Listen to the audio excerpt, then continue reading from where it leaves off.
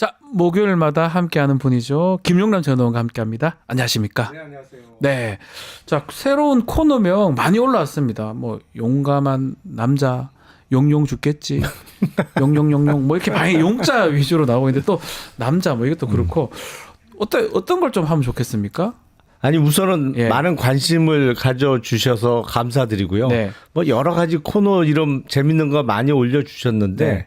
이게 어떤 둘이 토론을 하거나 뭐 대담을 하는 게 아니고 그러니까요. 저하고 이렇게 예. 박지훈 변호사하고 둘이 진행하는 거니까 용가라사대. 용가라사대. 아, 좋습니다. 용가라사대.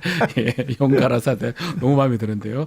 혹시나 더 좋은 코너명 있으면 또 댓글 좀 많이 부탁드리고요. 일단은 용가라사대 시작해 보겠습니다.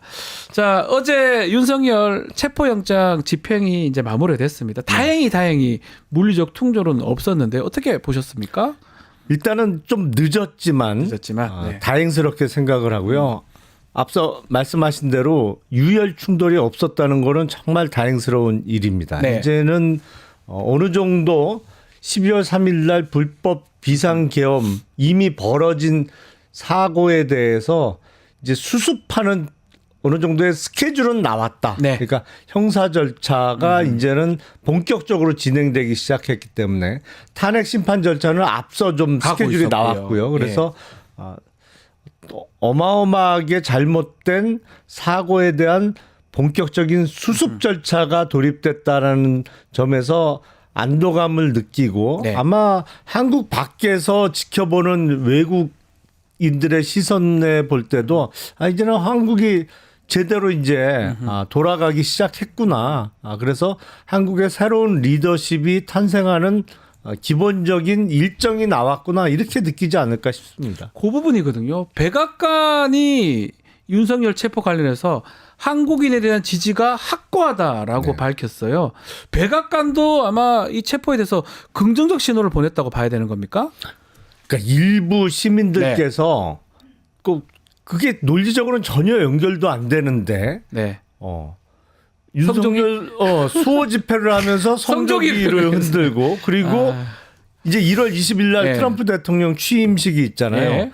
트럼프 대통령이 본격적으로 취임해서 임기를 시작하면 뭐 윤석열을 구해줄 거다라는 네. 주장도 나오고 그러는데 이게 전혀 사실과 반대되는 얘기거든요. 예. 대단히 미국적인 가치에서 볼 때는 뭐 우리 입장에서도 그렇습니다만 12월 3일 날 불법 비상계엄은 더 용납하기가 어려운 사건이에요. 그렇죠. 우리도 마찬가지고 예. 미국도 마찬가지고. 미국도 하죠. 사실은 법치주의 국가에서는 더 충격적이고 잘못된 일이기 때문에 네. 그거를 편들어줄 이유가 없어요. 오히려 미국은 전 세계의 다른 어떤 나라보다도 비상계엄 선포 이후에 확실하게 손절하는 태도를 보였죠. 맞습니다. 예. 그러니까 여기 주한 미국 대사 지금은 이제 퇴임을 했습니다만 골드버그 당시 미국 대사의 어떤 언급도 그렇고 미국 국무부의 발언도 그렇고 공식적인 논평을 통해서도 이게 잘못된 일이다. 그리고 이거는 미국은 이거를 받아들이지 않겠다는 취지의 외교적으로는 잘 쓰지 않는 표현까지 동원해가면서 확실하게 맞습니다. 선을 걷단 말이에요. 예. 근데 그 잘못된 비상계엄을 이제 수습하니까 미국 입장에서는 다시 한번 한국에 대한 믿음 내지는 지지를 보내는 것이고 이번에 다시 한번 확인됐습니다만 역시 미국 입장에서도 한국은 안보적으로도 포기할 수 없는 지역이다. 그리고 우방국이다. 이런 게 다시 한번 확인되고 있는 절차라고 생각합니다. 미국도 아는 것 같습니다만 두 절차가 잘 진행돼야 돼요. 탄핵도 제대로 진행이 돼야 되고 형사 절차 이 두 절차가 진행돼야 되는데 뭐 말씀대로 탄핵은 그래도 그나마 빨리 진행이 됐는데 그렇죠. 형사가 팍 막혀 있었지 않습니까? 영장 집행이 1차 때 안 됨으로써 막혀 있었는데 그나마 늦었지만 두 개 절차가 이제 조금 뚫리니까 미국이 봤을 때도 불안감이 좀 해소됐다 이렇게 보는 거겠네요. 그렇죠. 뭐 정해진 수순에 따라서 네. 이제 구속이 이루어지고 체포 시점으로부터 20일 이내에 그렇죠. 그러니까 2월 초쯤 공소장이 나올 것이고 막 기소가 될 것 같은데요. 그렇죠. 예. 그러면 본격적인 형사 재판은 시작되는 것이고 또 그 2월 초쯤 나올 공소장이 헌재 증거 자료로 제출이 될 그러니까요. 것이고 그렇게 되면 딱딱 뭐 맞아 떨어진다는 시스템이 돌아가는 네, 거죠. 시스템이 돌아간다. 그게 법치국가 아니겠습니까? 네. 자, 체포되고 윤석열 오전 11시부터 오후 9시 30분까지 뭐 조사가 진행됐다고 하는데 진술을 거부했다고 해요. 모든 진술을. 어떻게 봐야 됩니까? 나중에 날인 또 거부했다고 하던데요. 열람하면서. 근데 그 전에 예. 검사 윤석열이라면 이렇게 본인의 성명과 주소, 뭐 인적 사항까지 다 묵비권을 네. 행사하는 피의자를 아마 무지하게 뭐라고 했을 거예요. 혼 많이 냈을 거 아닙니까? 네. 본인 조사하면서. 근데 입장이 바뀌다 보니까 본인이 지금 그러고 있는 상황인데 한마디도 안 한 겁니까, 그러면? 그런 가서? 것 같아요. 변호사도 한마디도 안 했다고 하는데요. 그러니까 이런 경우는 야, 조서는 검사는 계속 묻기는 하죠. 네. 뭐 예정된 묵묵부답하다 이렇게 그렇죠. 발로 치고 그래서 가로치고 묵묵부답 한숨 쉬다 뭐 이렇게 할 것 같은데. 그렇게 조서를 정리하는데 예. 뭐 그거를 그래서 본인의 서명 날인까지 다 거부를 했기 때문에 이 경우에는 이제 그 조사에 입회한 검찰 수사관이 수사 보고를 작성하고 이렇게 네. 조사가 이렇게 진행됐다. 그리고 뒤에 수사 보고에 첨부하는 자료로서 피의자의 서명 날인이 안 들어가 있는 네. 피의자 신문 조서를 뒤에 첨부를 해서 이제 그걸 나중에 증거 자료로 제출하는 형태로 진행되거든요. 그러니까 물론 우리 헌법과 법률상 묵비권, 피의자의 방어권이 보장돼 있습니다만 그런다고 모든 문제가 해결되는 건 아닙니다. 네. 뭐 그 법률 시스템상 또 그렇게 되면 또 그게 증거로 또 제출이 돼요. 아 이렇게 조사가 진행됐구나. 근데 이제 본인이 검찰에 오래 있던 검찰총장까지 한 검사인데 이렇게 굳이 할 최소한 열람이라도 하든지 뭐 열람이라도 해봤자 뭐 어차피 답변 안 했는 거니까 날인 거부하고 이런 모습 좀 납득하긴 좀 사실은 이 유리하다고 판단해서 하는 겁니까? 그러니까 일단은 그 공수처의 소환을 거부하고 네. 1차 체포영장의 집행을 저항하고 뭐 이런 한 달여 동안의 과정에서 품격이라고는 찾아볼 수 없었던 거는 네. 마찬가지고요. 다만 전략적으로는 그런 것 같아요. 지금 공수처의 기소 대상 범죄에 내란죄가 없잖아요. 빠져 있으니까요. 그러다 보니까 이거를 앞으로 계속 문제를 삼고 이게 어떤 절차법적인 문제를 삼지 않으면 달리 문제 삼을 건 방법이 없어요. 없다는 거잖아요. 이게 내란 수계가 안 된다? 예. 이게 법률적으로 안 된다고 볼 수가 없거든요. 다 봤어요. 우리가 네. 총 들고 국회 들어오는 것까지 다 봤고 진술 다 나왔고 김용현 기소가 다 돼버렸습니다. 그러니까 어떤 범죄의 실체라는 측면에서는 아하. 이걸 피해갈 방법이 없습니다. 무죄 주장을 할 수 있는 방법이 없어 보여요. 네. 단지 문제 삼을 수 있는 게 뭐냐면 절차적인 부분, 문제예요. 절차 부분. 그러니까 네. 공수처에 과연 기소권이 없는데 공수처에서 수사를 하는 게 맞느냐? 그리고 거기서 체포나 구속을 할 수 있는 거냐? 뭐 그리고 법원의 관할권 문제 이런 대단히 절차적인 문제에 있어서 계속 문제 제기를 할 거기 때문에 네. 그거를 염두에 둔 일종의 빌드업 차원에서 아예 수사권 없는 공수처의 수사에 안 거부한다는 받는다. 취지에서 네. 그런 맥락에서요. 그래서 진술 거부권을 행사하는 것 같은데 네. 이미 두 차례에 걸쳐서 법원의 기초적인 판단은 나왔잖아요. 서부지법에서 두 번 예. 영장이 나왔죠. 그러니까 수사권이 있느냐 없느냐의 논란에 대해서는 서부지법에서 수사권이 있다라고 그러니까 네. 직권남용에 대해서 수사를 할 수 있고 그와 연관된 범죄에 대해서 수사할 수 있는 공수처가 수사를 할 수 있고 그 과정에서 체포 구속을 할 수 있는 거다. 그러니까 적어도 체포 단계까지는 사법부의 기초 판단이 나왔기 때문에 네. 이게 전략적으로 과연 옳으냐? 근데 문제는 예. 달리 무슨 해결할 방법도 없어요. 없으니까. 예. 그래서 지금 나오는 것 중에 저도 이게 납득이 안 되는데 왜 중앙지법 얘기만 계속하고 있거든요. 중앙지법 가면 뭐 괜찮습니까? 저는 괜찮다고 보지가 않는데 이번에 구속영장은 이제 48시간 이내에 청구를 해야 되는데 한다면 윤석열 측은 중앙지법 해달라. 그리고 공수처는 서부지법이 하려고 하는 것 같고 어떻게 보십니까? 이게 유리합니까? 중앙지법에서 이걸 뭐 영장을 기각해 줄 것 같지도 않은데 제가 봤을 때는 달리 판단할 리가 없는데 그 서울 서부지법에서 발부한 체포영장이 불법이다라는 전제하에 서부지법은 이 사건 관할권이 없다는 주장의 연장선이죠. 아하, 예. 그래서 구속영장도 서울중앙지법에 청구해야지 서부지법은 관할권이 없다라는 것인데 그 근거는 공수처법에 공수처법? 이제 예, 있긴 해요. 원칙적으로는 있긴 해요. 예, 예. 관할법원은 서울중앙지법이 맞습니다. 근데 다만 재량에 의해서 이제 다른 법원에서 할 수 있는 건데 서울 서부지법은 피의자의 주거지와 네. 또 특히 범죄지라는 차원에서 관할권을 갖고 있어요. 한남동 관저가 예. 서부지법이죠. 아니 예. 그리고 이 비상계엄 선포의 준비행위나 선포행위 자체를 네. 뭐 대통령실 그러니까 네, 용산. 관저 말고 직무실도 용산에 있고 그렇죠. 그게 또 서부지법 관할이기 때문에 비상계엄의 범죄지라는 차원에서도 그 법조문에 다 나와 있잖아요. 예. 공수처법에 주된 관할이 중앙인데 예외적으로 주소지나 범죄지 할 수 있다. 나와 있는데 왜 그걸 자꾸 핑계를 대고 있습니까? 그러니까 이게 지금 안타깝네요.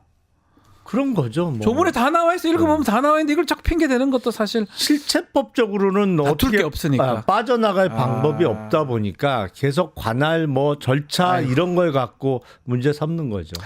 자, 그리고 마지막까지 뭐 사실 체포 영장 집행 직전까지 갑자기 뜬금없이 자진 출석하겠다는 얘기도 했고요. 그런 말이 성립하는지도 의문이고 나중에는 영상 메시지하고 자필 편지를 또 보냈던 상황. 끝까지 메시지도 보면 뭔가 망상 아니면 거짓으로 일관된 모양새거든요. 어떻게 봐야 됩니까? 그러니까 그런데 일부 결집을 한다고 효과가 보고 있다는 거죠. 그거에는 고무되어 있는 것 같아요. 그러니까 어느 언론사인가 어제 언론사에 보니까 지지한다 네. 지지율 그것이 희한하죠.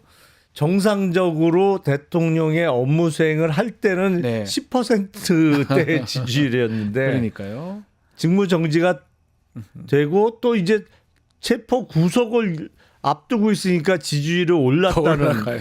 참 뭔지 딜레마. 모르겠는데 말이 됩니까? 예. 이른바 보수층의 위기의식의 결과라고도 볼 수 네. 있을 거고 또 그리고 본격적으로 진행되고 있는 형사 절차와 탄핵 절차의 결과로 우리가 예상할 수 있는 게 이른바 조기 대선이잖아요. 네. 대통령 보궐선거를 해야 되니까.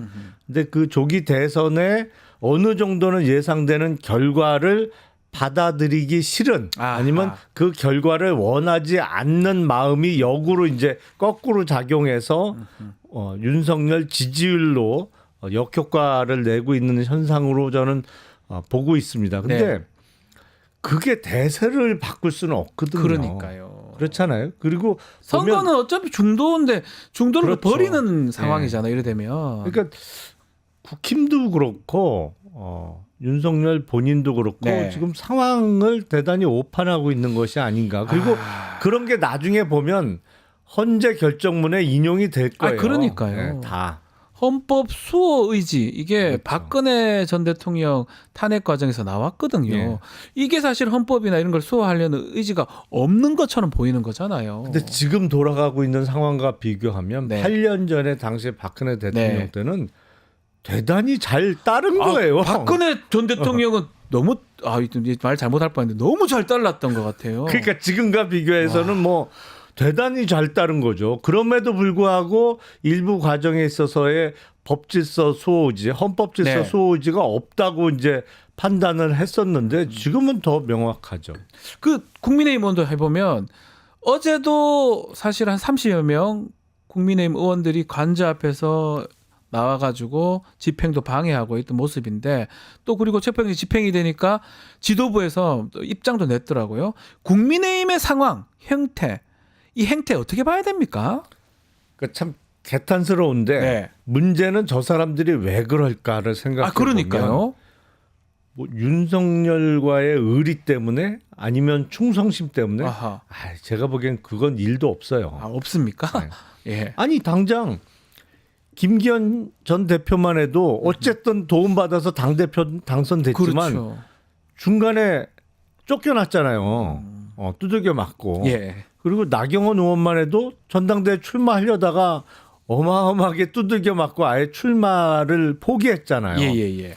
따지고 보면 왜 저러지 싶은 사람들이 많은데 네. 문제는 본인이 앞으로 국힘 소속의 정치인으로 정치를 하면서 특히 당내 어떤 선거를 준비하면서 지금의 이 스탠스가 유리하다라고 판단을 한 거잖아요. 아, 예. 그럼 왜 그런 판단을 했느냐? 예.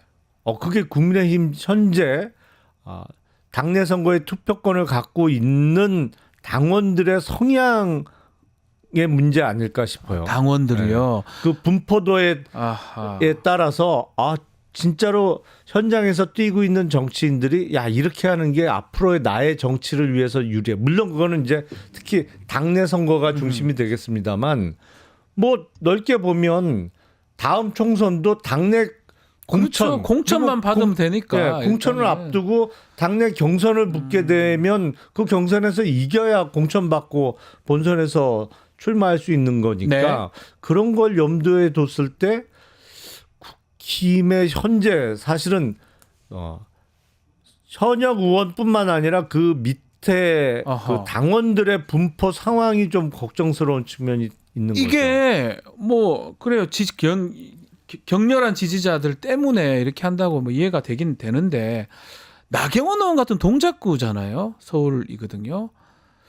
미래를 생각해 보면 이게 맞나라고 고민도 될 거고 지금 보면 수도권 의원들은 거의 안 나왔습니다. 다 영남에 있는 대구 경북 의원들이 많이 나와서 있는데 뭐 그분들이야 뭐 당원들이 또 그렇다고 보면 그건 어떻게 봐야 됩니까 앞으로? 일단 그 나경원 의원은 당내 경선을 좀 염두에 둔 거 아닌가 싶어요. 조금 더 네. 당내 경선에 당원들의 지지. 네. 그래서 예. 그리고 총선은 멀리 멀기 남았잖아요. 때문에 3년 넘게 남았어요. 3년이 넘게 남았으니까 야, 그때 가면 또 그것도 또 있군요. 상황이 근데 바뀔 이런 거다. 거를 예전에는 몰라도 유상현은 자꾸 뭐 1년이면 까먹는다 잊어버린다 하는데 국민들이 이게 쉽게 잊어버리겠습니까? 또 문제는 3년이 남았다고 하지만 국민의힘 정당에 어쩌면 이게 낙인이 될 수도 있는 거잖아요. 그렇죠. 사실은 전체적으로 보면은 해가 되는 그러니까요. 행동들인데 문제는 이제 우리가 선거 때 보면 네. 지금은 이렇잖아요. 근데 총선이 3년 넘게 남았고 만약에 조기 대선에서 국민의힘이 야당이 될 가능성이 지금으로는 높아 보이잖아요. 보이는데 어쨌든 집권하기는 어려워 보이거든요. 그렇죠. 그러면 이번 조기 대선을 통해서 집권하는 정당이나 대통령이 집권 횟수로 따지면 4년 차에 치르는 총선이에요. 맞습니다. 시기로 따져보면. 네. 그러다 보면 그 정부가 들어서고 해가 이제 4년 차에 치러지는 선거에 있어서는 또 정권 시판론 작동할 가능성이 높지 그렇죠. 않나요? 핵심 이슈가 바뀔 수 바뀔 있다. 수도 뭐 있다. 이렇게 계산하는 거 아닌가 싶습니다. 그래도 국민들한테 근데 이거는 크지 않나 싶은데. 근데 철저하게 자기 생각만 하는 거죠. 그러니까요. 그래서 그래서 언론에서는 지금 영남 자민련 되려고 하는 거 아니냐. 수도권을 안 보고 어떻게 정치를 합니까? 근데 그게 진짜 그 얘기를 들어봐도 적어도 영남 쪽 의원들은 위기 의식이 없어요. 전혀 없습니다. 예. 맞습니다. 진짜로. 하고 싶은 대로 하세요. 지금도. 예. 저 보지도 않습니다. 수도권 의원하고 그 마음이나 그게 마인드가 완전 다릅니다. 그러다 보니까 계속 얘기하지만 지금 최근의 선거, 뭐 지방선거를 빼더라도 수도권에서는 국민의힘 참패를 했지 않습니까? 그렇죠. 경기나 뭐 서울에서. 이게 반복되는 것 같으면 상관없다. 영남에서 의석수 많으니까 여기서만 하자. 이렇게 느껴지는데 과연 국민들이 그것을 받아들일 수 있을지 참 의문이고요. 최상목 권한대행 얘기도 좀 해보면 끝까지 좀 애매한 얘기였어요. 불상사가 일어나 물리적 충돌 없어야 된다. 책임 묻겠다. 그러니까 마지막까지 정확하게 지시를 안 내렸다고 좀 봐야 되는 거 아닙니까? 그러니까 전형적인 뭐랄까요 이렇게 보신주의에 사로잡힌 공무원적인 자세인데 그러니까 대단히 아쉽죠.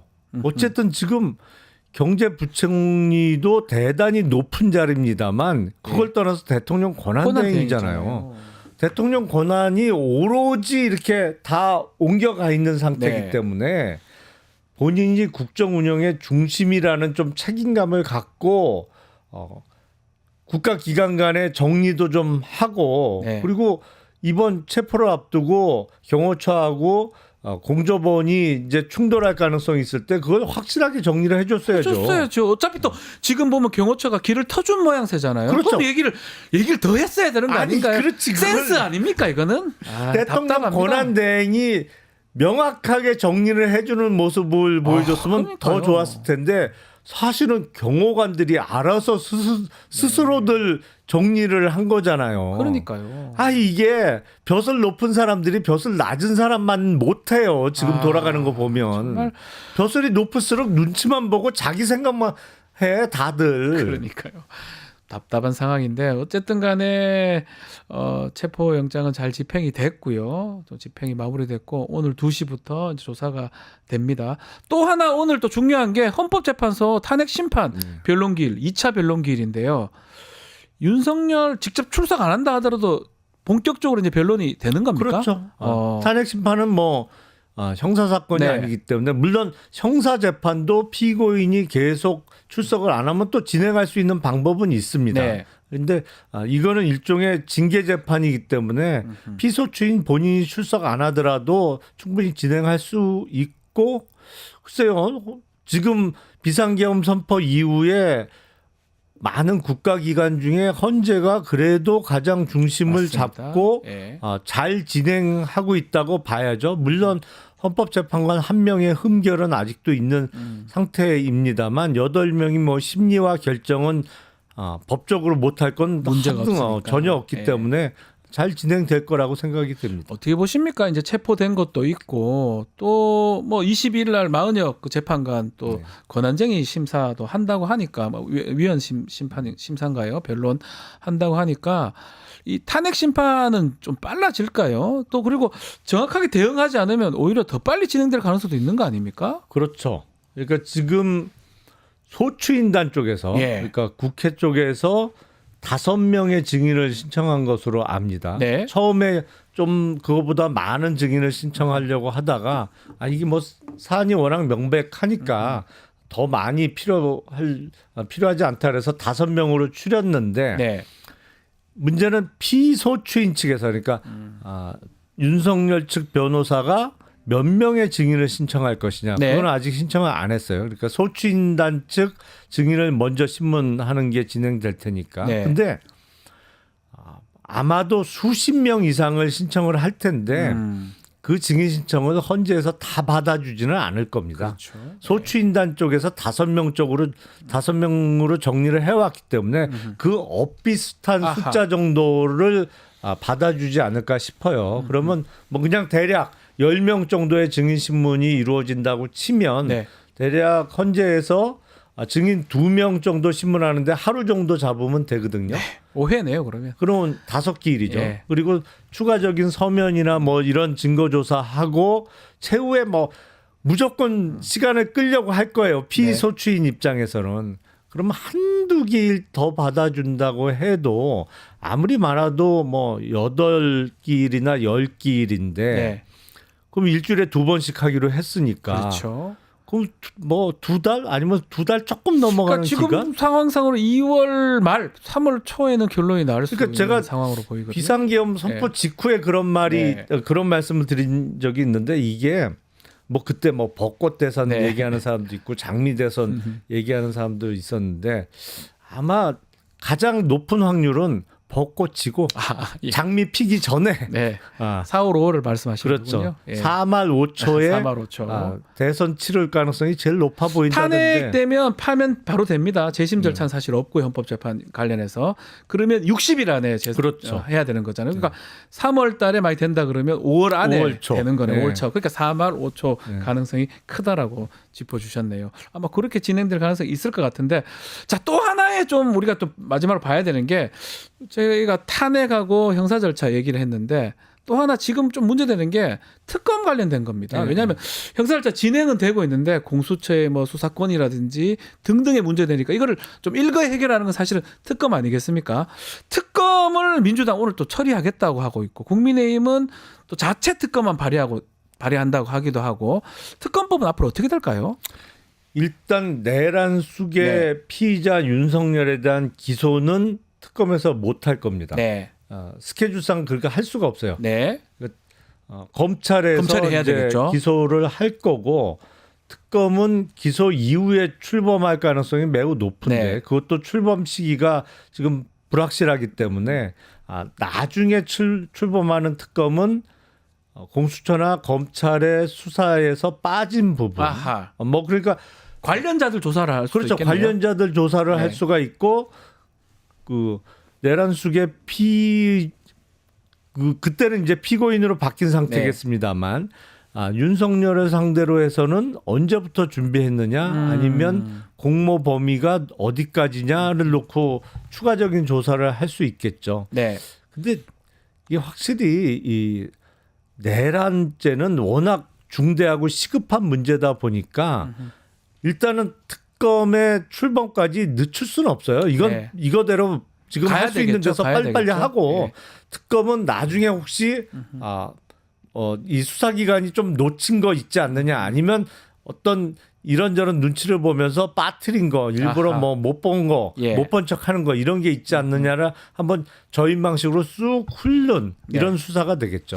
자, 그렇다면 뭐 이게 특검법 처리가 될까요? 최상목 대행이 이것도 또 거부권을 행사할지 앞으로 어떻게 될까요? 특검법 근데 올라온다면 다른 부분은 지금 네. 민주당 법안이 양보를 많이 했어요. 네. 제3자 추천. 거의 다 네. 여당 원하는 대로 국민의 원하는 대로 그러니까 해준 것 야당의 같은데. 비토권도 네. 없애고 양보를 많이 했는데 지금 쟁점은 외환 외환죄. 유치죄가 이제 수사 대상에 들어갔는데 네. 그게 이제 논란이 될 수 있습니다. 그리고 외환 유치죄는 법리적으로는 조금 무리한 것으로 보여요. 네. 왜냐하면 이게 외국과 통모하여라는 요건이 필요한데 그거와 관련해서는 지금 전혀 드러난 바가 없거든요. 외국하고 통모한 부분 안 보이죠. 예. 그래서 그리고 북한을 외국으로 보느냐 근본적인 문제는 그것도 뭐 그거예요. 북한하고 외국이야? 통모한 것도 아니고요. 예. 적국이기도 애매하기도 하고. 그러니까 그래서 그런 문제가 있어서 네.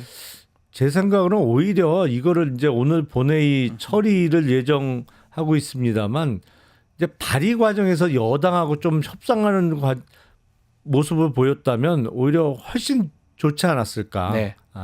그리고 실제로 상당 부분은 양보를 했거든요. 그러니까 그 협상의 예. 결과물로 양보했다라는 모양새가 더 좋았을 것 같은데. 그러니까 이걸 좀탁 받는 것도 국민의힘도 그것도 전략인데 그냥 끝까지 우기는 모습으로 보여가지고 잘 모르겠습니다. 예, 앞으로 어떻게 될지 한번 봐야 될 것 같습니다. 자, 오늘 용가라 세대 여기서 마무리하겠습니다. 김용남 의원과 함께했습니다. 오늘 말씀 감사합니다. 네, 고맙습니다. 유튜브 구독하고 실시간 채팅과 댓글을 남기시면 매일매일 7,000TTCO를 드립니다. 참여 방법은 통통물 어플을 다운로드하고 회원가입과 로그인을 해주세요. 마이페이지에서 나의 회원 고유 번호를 복사해주세요. 유튜브 구독 후 실시간 채팅이나 댓글창에 고유 번호를 한 번만 입력하면 준비 끝! 지금 유튜브 채팅과 댓글 쓰기 참여하고 7,000TTCO 받아가세요.